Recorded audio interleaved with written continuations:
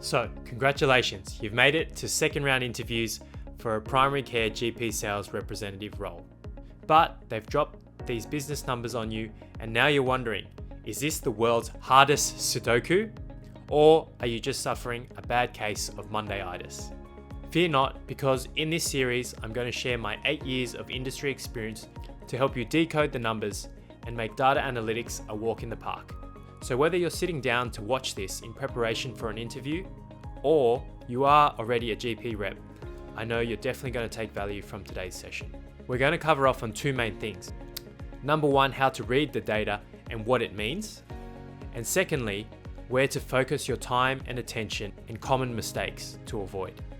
Now, if you haven't already watched my previous episode on the 80-20 rule, it's titled Mastering Pharma Sales Business Planning, Strategies for Success.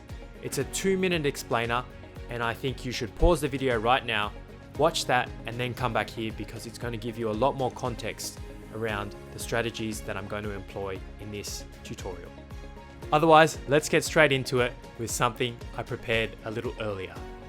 Let's pretend you're working on medicine ABC. So at the very top, what you'll see is the sales performance for this medicine across the nation. So in this example, let's say how much of medicine ABC is being sold across Australia.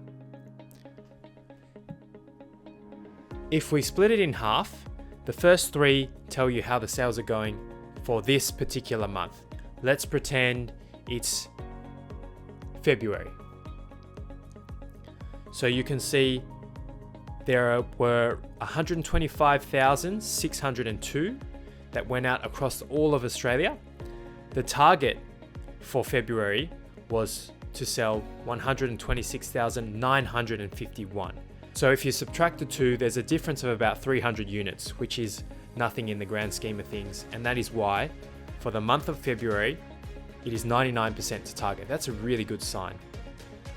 Then the following 3 columns show you how medicine ABC has performed YTD, which stands for year to date. So January and February, 256,702 units were sold, and the target was to hit 256,999, which is basically spot on, 100% to target. So January combined with February is a really good sign for the national sales target. Now let's go down and look at the territory numbers, which is related more to the area that we would focus in on as a sales rep. Again, I'm going to look at the first 3 columns where we have our monthly breakdown, and again, pretending we're in February. So the amount of medicine ABC that we sold this month for, now rather than Australia, for our state, let's call it New South Wales, has been 5,654 units. The target was 5,903 for this month, which meant we were short, and that's why it's showing percentage PPT, which is percentage performance to target. We're at 96%. So we are behind the national average. Now, the next 3 columns, if we look at January and February, because that would be year to date, we can see that the year to date units sold was 11,308. The target was 11,806, which means we are 96% to target. Again, we are slightly behind the 8 ball and the national average. Now from here, if you imagine a siphon or a cone, we're getting more and more granular in detail. So we started with what the average is in Australia. We worked our way down to a more smaller level at New South Wales, and now we're going to look at how we're performing at a suburb level. So let's look at our first suburb, Springfield, home of The Simpsons. Let's focus on the first 3 columns and assume we're in February. So for February, we sold 1,802 units. The target was 1,750, which actually means we oversold. And so that's why we see the percentage performance at 103%, which is really great. Let's now have a look at how Springfield has gone in the year to date. So that would be January and February combined. see that we did 3,604 units in the first 2 months of the year, and the target was only 3,500, which means again, we have exceeded target by this amount, 104 units. Again, we're 100 performance to target, another really great sign. If we work our way down, our next suburb, Timbuktu, we see a very different story. So in February, just this month, we made 1,307 sales, but the target was 1,410. So we were short by about 7%, and that's why you see a 93% performance to target. On the year, we see a similar situation. It's only been 2 months, so it usually isn't that big a variability, but the units sold was 2,614 when the target was a little bit higher at 2,820. So we're only at 93% to plan. Let's go down to our third suburb, Useless Loop. By the way, the suburbs that I've made up, these are real suburbs in Australia. Look them up if you don't believe me. Now, coming back to it. So the sales per month for Useless Loop, 723 for the month of March. The target was 849.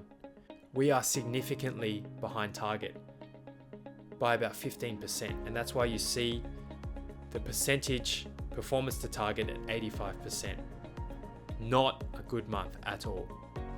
Let's have a look at the year to date for Useless Loop. What we see again, performance 1,446 when the expectation or the target was 1,698. Again, we are way behind performance. I'm not going to do the remaining 3 suburbs because I think you get the point. Instead, what I want to focus in on is some mistakes that I commonly see reps make. What I'm going to do is highlight where we are performing in green, as that is a good sign.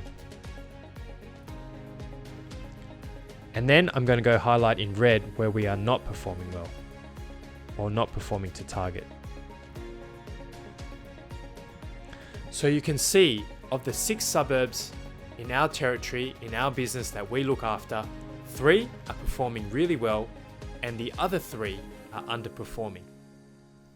Now, if we employ the 80-20 rule for these 6 suburbs, what the rule states is 80% of your result will come from 20% of the SRAs, which roughly is, if you focus on the top 2, you will drive the most performance for your territory.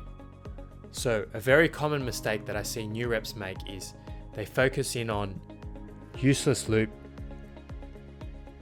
and Sausage Gully because they are so underperforming, and they think, I need to get there, I need to roll up my sleeves, and I need to drive performance, which I don't blame you. It is true. Performance is needed in these areas.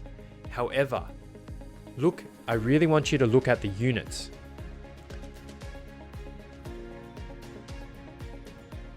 $700 for Useless Loop and about 580, 600, let's call it 600 for Sausage Gully. If you focus all your time and energy there to bring it up to the target, 850 and let's call it 700, you may risk a decline in Springfield and Timbuktu. And look at the numbers for Springfield, 1,800. That's more than 3 times Sausage Gully and almost 2.5 times that of Useless Loop. So what I would recommend instead is to focus on Springfield and Timbuktu, because if you can grow Springfield by another 10%, which is about 180 units, and grow Timbuktu by another 10%, which is 130 units, that's already 310 units growth, which is very significant. Versus if you can only grow Useless Loop by 10%, 70 units, plus Sausage Gully by another 10%, 60 units, you're only looking at 130 units compared to the 310 you would have got from Springfield and Timbuktu. Now, if you're finding these business insights clear and easy to understand, and the Sudoku maze is clearing, please subscribe to the channel because every week there's new content to help you achieve success in the pharma world. Now, coming back to the interview application process, this is only step one, learning how to interpret the data. Often, the hiring manager wants you now to present your findings after reading the data and what we've gone through. And that will definitely mean speaking about useless loop, eggs and bacon bay, sausage gully, quality knob. Because the hiring manager doesn't want to just see how you strategize a business. He or she wants to see how you put that into action and drive the results. So if you want to see a simple and effective way to present your findings from an MBA level workshop that I did, click here.